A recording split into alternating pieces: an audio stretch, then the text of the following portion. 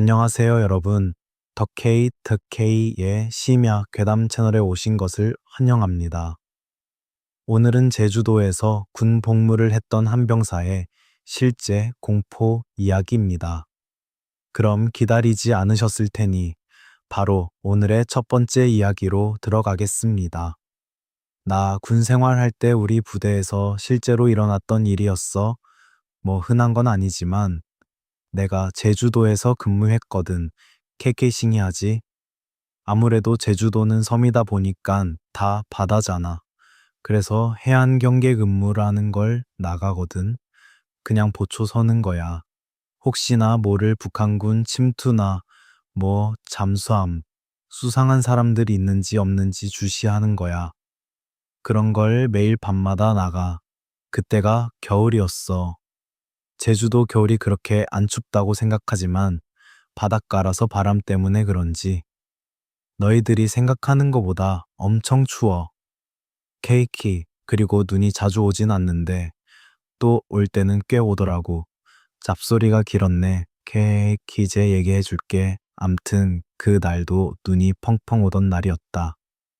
한창 꿀잠 자다가 새벽에 그 사건 때문에 오대기 출동하고 5분 대기조라고 뭔 일 생기면 후딱 출동하는 그런 게 있어. 암튼 그냥 난리가 났었다. 그때 나는 초봉 근무라서 일찍 근무 서고 들어와서 자고 있었지. 갑자기 막 다 깨우더니 사망사고 발생했다고 하더라고.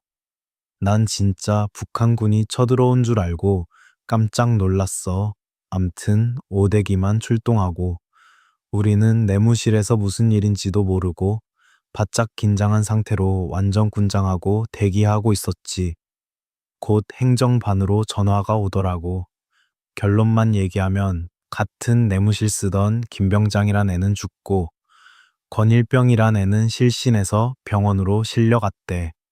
사고를 당한 김모 오 병장이랑 권오 오 일병이라는 애들은 새벽 2시였나? 그때 근무였어. 초소내부에 별다른 특이사항도 없고 누가 침투한 흔적도 없고 공격한 흔적도 없고 해서 현장 조사는 그걸로 마쳤나 봐. 김병장의 사인은 심장마비였나?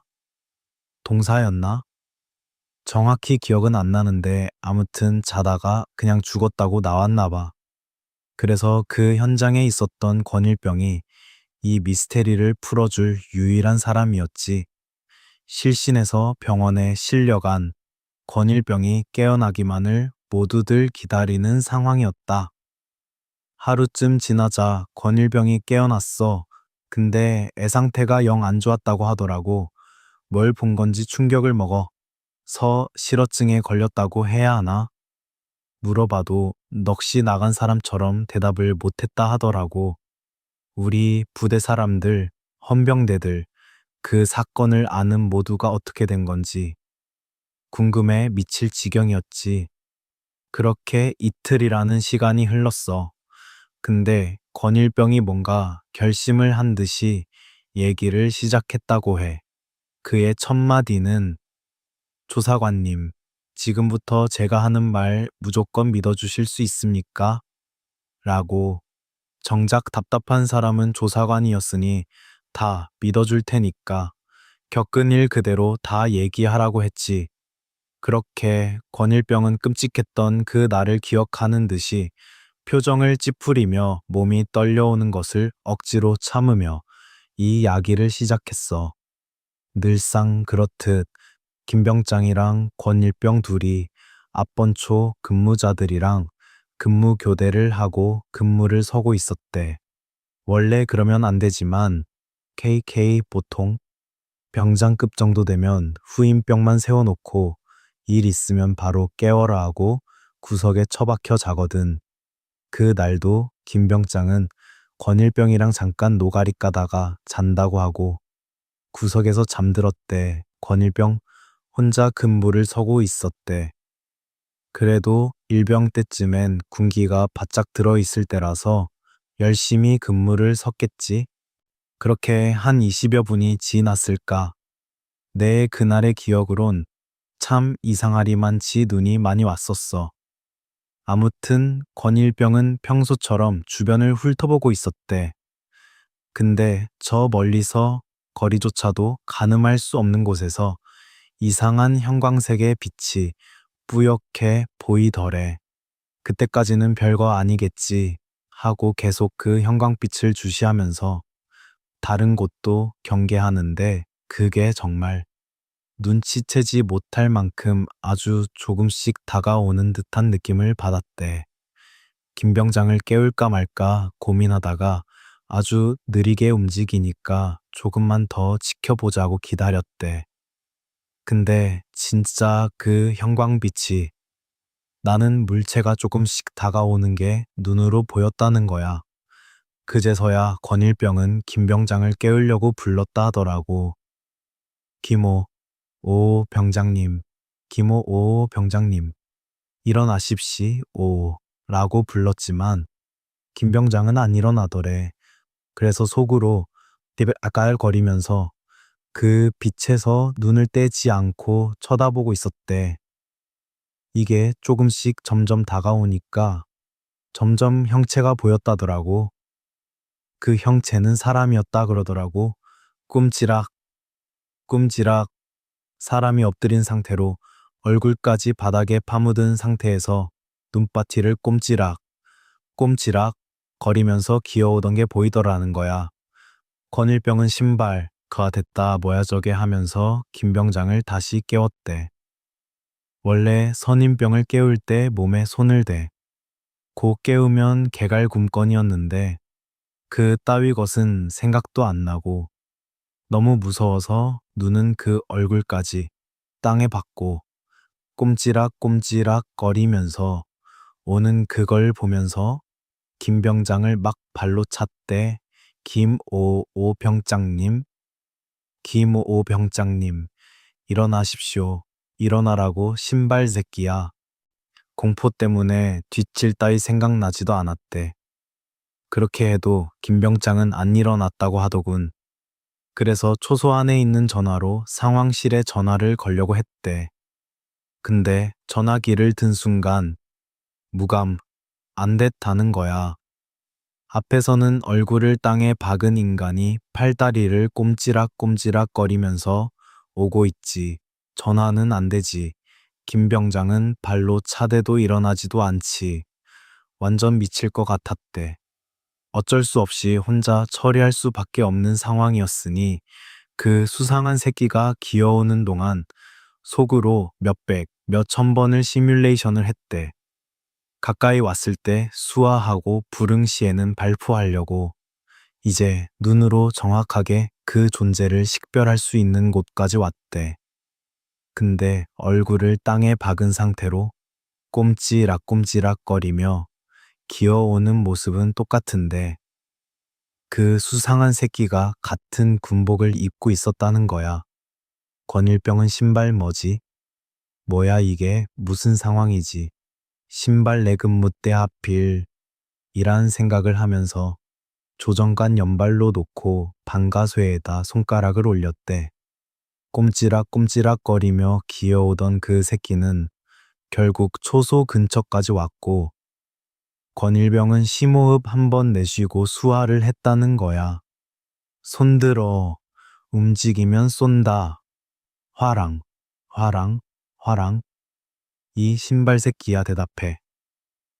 화랑이라는 건 암구호라는 건데 야간에 신원 확인이 어려우니까 같은 편끼리 정해놓고 쓰는 거야. 예를 들어 화랑 하면 반대쪽에서 담배라고 오면 아군이라 간주하고 신원 확인을 하러 나가는 거야. 그래서 권일병이 수화를 했는데 정체를 알 수 없는 그 새끼가 동작을 갑자기 딱 멈추더래. 원래 수화 3회 불응시 발포가 원칙인데 막상 총을 쏠려니 망설여져서 한 번 더 수화를 했대. 손들어 움직이면 쏜다. 화랑, 화랑 하는 순간 처음부터 끝까지 얼굴을 받고 있던 그 새끼가 몸은 엎드린 상태로 얼굴만 스윽 하고 들기 시작했다는 거야. 권일병은 잔뜩 긴장한 상태로 얼굴을 보려고 했지. 근데 권일병은 그 새끼 얼굴을 확인하자마 자, 기절을 해버렸대. 그 인간 같지도 않던 그 새끼의 얼굴은 바로 옆에서 자고 있던 김병장이었다는 거야. 입이 아주 찢어질 만큼 끔찍하게 웃고 있었다더군. 그 모든 얘기를 듣던 조사관은 권일병의 상태로 봐서 도저히 거짓말 같지가 않아서 일단 권일병은 병원에서 쉬라고 하고 우리 지역에서 유명한 무속인에게 물어봤다는 거야. 조사관은 그 무속인에게 모든 걸 이야기해 줬더니 그 무속인이 하는 말이 충격적이었어. 그 김병장이라는 사람은 아마 권일병이 봤다던 그 형광색의 빛이 보였던 시점부터 이미 죽어 있었을 게야. 원래 이승에 미련이 많던 사람이 죽거나 자기 죽음이 너무 억울하다 생각되면 같이 저 승갈 사람을 찾거나 아니면 살아있는 사람 몸속에 들어가려고 한단 말이여. 아마 김병장이란 사람은 권일병 몸속에 들어가려고 했나벼. 권일병이 기절한 게 천운이었지. 사람의 혼이 드나드는 통로가 눈 사이에 미간에 있는데 사람이 기절한다는 게 혼이 빠지는 거요. 육체랑 혼이 분리되는 거. 그래서 그 혼이 육체를 못 빠져나가도록 스스로 그 통로를 막아버리는 게지. 조금만 더 늦게 기절했더라면 김병장이 권일병의 몸속으로 들어갔을 거요. 그 후에 그 무속인은 김병장이 죽었던 곳에 와서 천도제를 지내줬고 권일병은 얼마 못 있다 정신소의 약이었나. 아무튼 복무부 적격 판정받고 의병 제대했어. 이 일은 내가 평생 가도 못 잊을 거야. 이어서 두 번째 이야기는 강원도에서 온 한 분의 사연입니다. 본인의 요청으로 익명으로 소개해드리며 이 이야기는 미스터리 캠프라는 제목으로 전해드리겠습니다. 제가 고2에서 고3 올라가는 겨울 방학 시절 이야기입니다. 저는 학창 시절 내내 방송을 전공하여 방송부 활동을 해왔습니다. 방학이 되면 전국의 여러 곳에서 방송 캠프나 영상 관련 프로그램들이 많이 열려서 어김없이 이번 겨울방학에도 캠프에 참가해야겠다 하고 강원도 춘천에서 열리던 전국 방송부원들이 모이는 캠프에 참가하게 되었습니다. 각지에서 많은 사람들이 모인 자리다 보니 처음 도착하면 너무나 어색하고 하지만 방송 일을 전공한다는 게 인맥이라는 것도 있고 여러모로 활동사항이 많아야 하는 부분이 있기 때문에 주저하지 않고 이런 곳에서 사람들도 새로 사귀고 새로운 아이템 소스들도 공유해가고 그런 자리였습니다.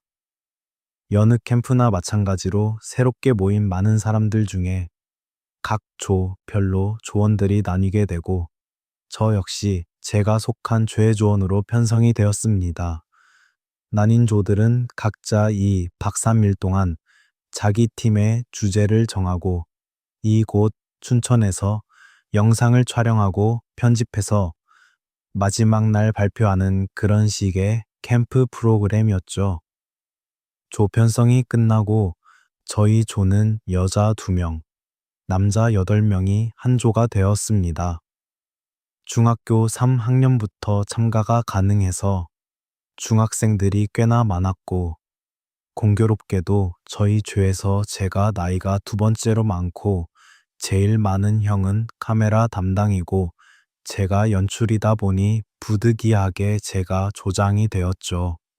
다음날 마침 전국 노래자랑이 그곳에서 열린다는 정보를 듣고 그곳에 가서 지역 어르신들 만나보에서 농민들이나 시장 상인들의 고충을 듣고 송혜 선생님과도 인터뷰해보자는 그런 내용으로 주제 토론을 마치고 그날 일정을 마치고 각자 방으로 들어갔습니다.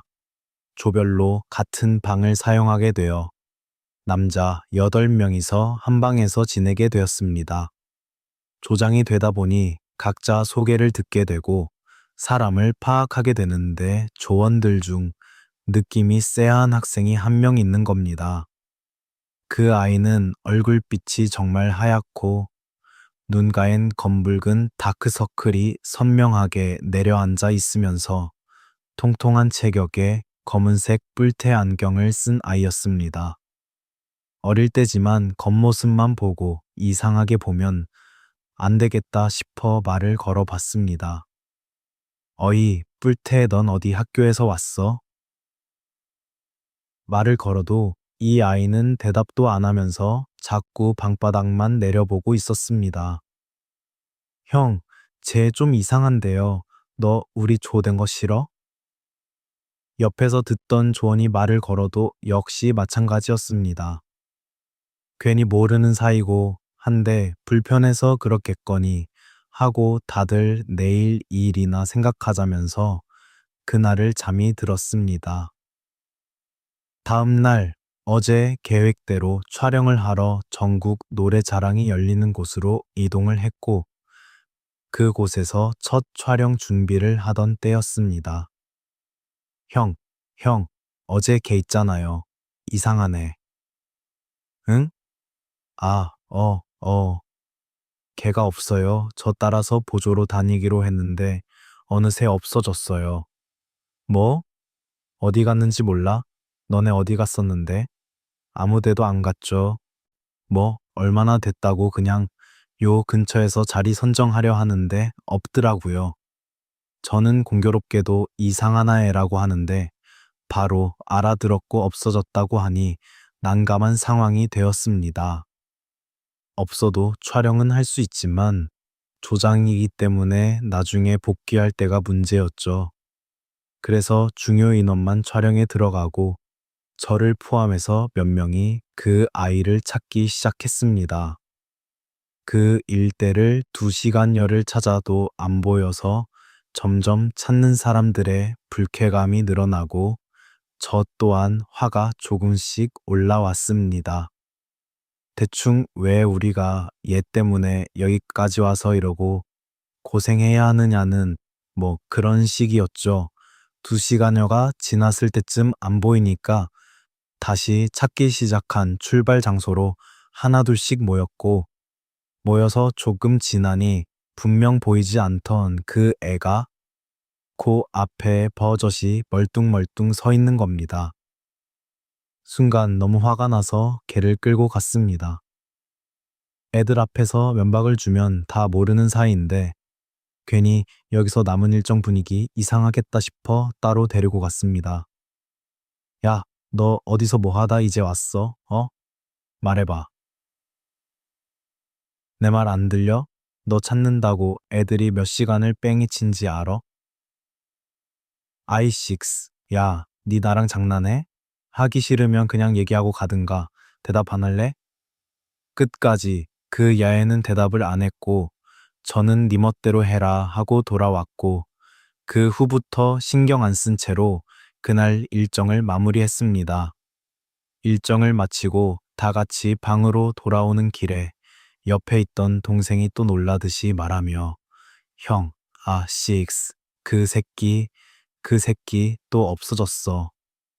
아, 저 또한 인내심 테스트를 하는 것도 아니고 아무리 방학 때 개인으로 왔어도 캠프기 때문에 계속 개인 행동하는 게 보기 안 좋았습니다.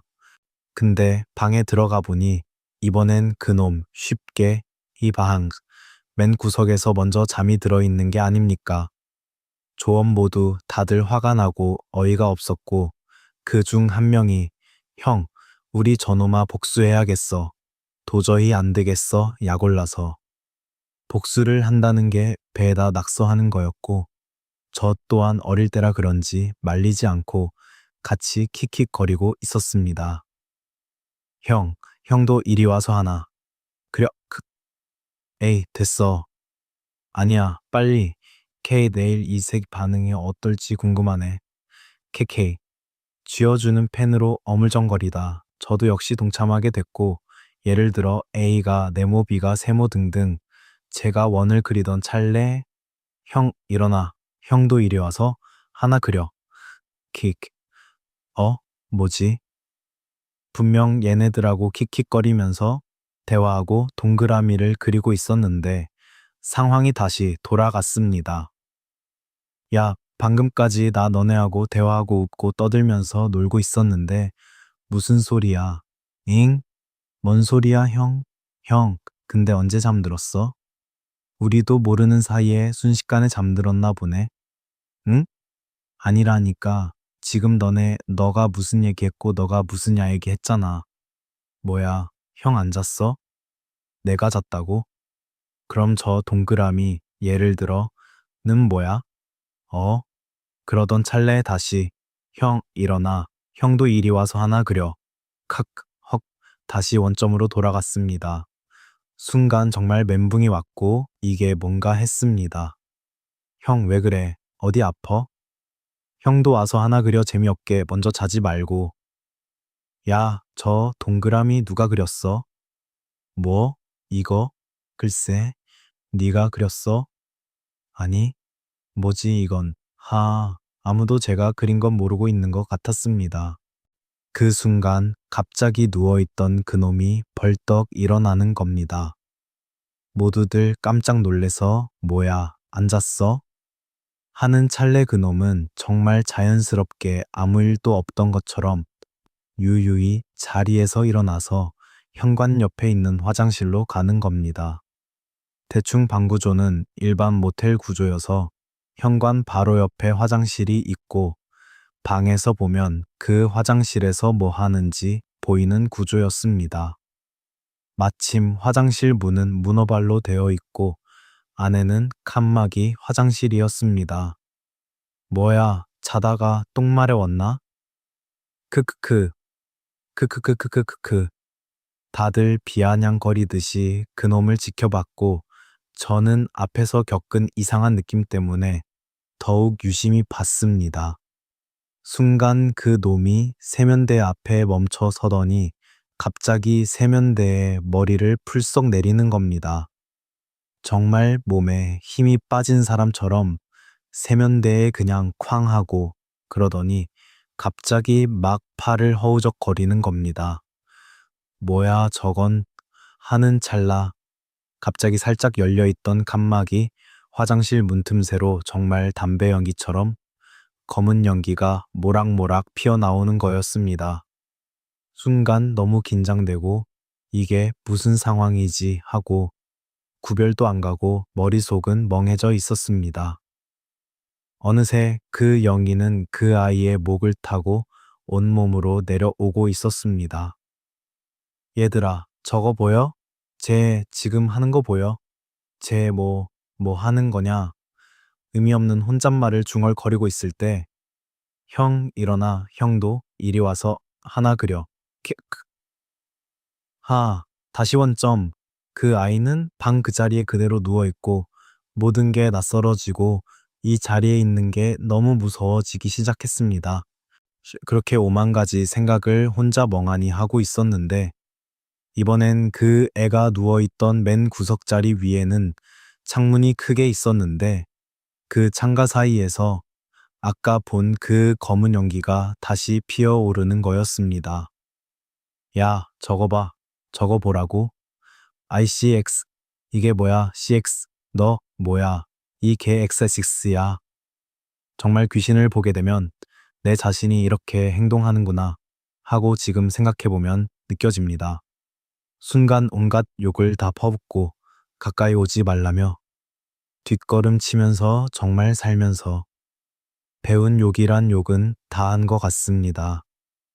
근데 정말 하염없는 외침이었을 뿐 연기는 어느새 그 애를 덮어가고 있었고 창가를 올려다본 순간 정말 TV에서나 나오는 깔끔하고 옷 싹 다 갖춰 입은 그런 게 아니라 머리만 정말 땅속에서 썩다가 튀어나온 것처럼 다 썩어가는 얼굴이 창가에서 팍 하고 나오더니 형, 일어나. 형도 이리 와서 하나 그려 크크. 야, 진심 그만해. 하지마. 빨리 지원아. 형, 왜 그래? 자다 일어나서 갑자기 왜 그래? 애들아 진짜 그만하고 지워 빨리. 내가 얘기해줄게. 애들은 영문도 모른 채 뭐지 이 사람? 하는 눈치로 지워갔고 저는 애들에게 앞서 벌어진 일을 그대로 설명해 줬습니다. 그러자 방 안은 초토화가 됐고 모두들 공포에 질려서 진짜냐고 말도 안 된다고 하면서 얘기하면 저 동그라미 예 어떻게 설명할 거냐고 그리고 아무도 제가 언제 잠들었고 방에 들어와서 어떻게 행동했는지 기억을 못하는 겁니다. 저 또한 마찬가지로 형 무서워서 못 자겠어. 우리 카메라 켜놓고 자자.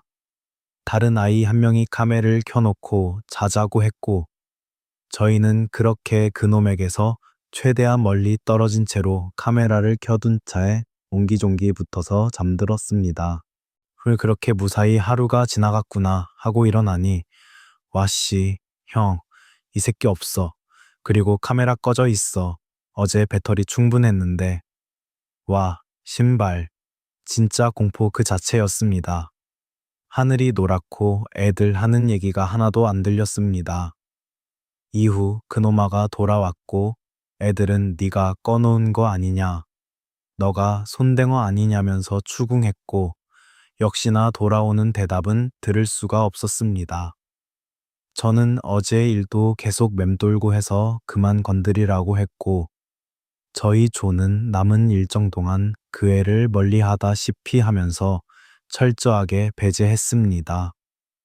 그렇게 그 날 이후 아무런 사건도 발생하지 않았고 저는 집에 돌아와서 그냥 꿈꿨거니 하고 웃어넘기기로 하고 지냈습니다. 그렇게 겨울 방학이 지나고 언제 그랬냐는 듯 지내던 무렵 캠프에 참가했던 조원들 중 여자아이한테서 문자가 왔습니다. 저는 와, 겨울방학 지나니 봄이 오나 하고 반갑게 맞이했죠. 오빠, 저 기억하세요? 방송 캠프에서 같은 조였던 555요. 아, 그럼 기억하지. 오랜만이네 잘 지냈어? 대충 인사치레를 하고 이 여자아이가 그때 그 일이 있었던 그 아이와 같은 학교였다는 것을 알아갔을 때 오빠, 혹시 기억하세요? 저랑 같이 갔던 응? 아, 기억하지. 오랑 같은 학교였구나. 네, 맞아요. 근데 응? 뭔데 말해봐. 어젯밤 자기 집 화장실에서 목 매달아 자살했대요. 너무 무서워서요. 캠프 같이 갔는데 캠프 때 같은 학교인데 멀리 했던 거 생각나고 캠프 일들이 생각나서 오빠한테 연락해봤어요. 죄송해요, 유. 아, 그래. 정말 소름 끼쳤습니다. 교실에 있다가 다시 한번 하늘이 노래지고 등골이 오싹하다는 게 이런 거구나 하고 느꼈습니다. 혹시 싸이는 뭐라는데 원래 학교에서 왕따였나 봐요. 그래서 애들이 괴롭히고 그 애도 얘기도 안 하고 하니까 학교에다 부모님이 항의했고 학교에선 방학이고 하니까 다른 애들하고 좀 어울리면서 적응해보고 개학하면 잘 지내보라는 차원에서 일부러 그 캠프에 보냈나 봐요. 모든 게 맞아 떨어졌습니다. 우리와 처음부터 한마디도 안 하던 아이, 계속 땅만 보고 있었고 제가 혼자 따로 데려갔을 때 고목나무처럼 서서 벽에다 얘기하는 느낌을 주게 하던 게 이미 그 애는 그 이전부터 그렇게 적응이 돼 있었던 겁니다. 그리고 화장실에서 제가 봤던 건 그 애가 죽어나가던 모습, 그 검은영이가 목을 감싸던 건 그 애의 목을 감싸던 것일 테고 허우적거리던 모습은 분명 살기 위한 마지막 몸부림이었을 테고 창가에서 봤던 그 얼굴은 분명 어딘가에서 튀어나온 주근이일 테고 설명할 수 없는 많은 것들이 있지만 이미 고인이 된 사람을 욕되게 보일 수 없는 거기 때문에 저 혼자 유체이탈을 겪었거나 하는 기분이었습니다. 그 일이 있은 후 한동안 가위에 눌리고 집에서도 식은땀이 흥건하게 젖은 채로 일어나고 몇 번을 그랬지만 역시 사람은 기가 있다고 느껴지는 게 제가 계속 아니다, 아니다 라고 마음먹고 편안한 마음으로 얘기하니 이후 아무 일도 없더군요. 감사합니다, 여러분. 제 이야기를 끝까지 들어주셔서 정말 감사합니다. 혹시 여러분이 알고 있는 무서운 이야기나 영적인 이야기, 귀신이나 주술과 관련된 사연이 있다면 아래에 있는 제 이메일로 꼭 보내주세요. 영상이 마음에 드셨다면 좋아요, 공유, 그리고 채널 구독도 부탁드립니다. 그럼 다음 이야기에서 만나요. 안녕.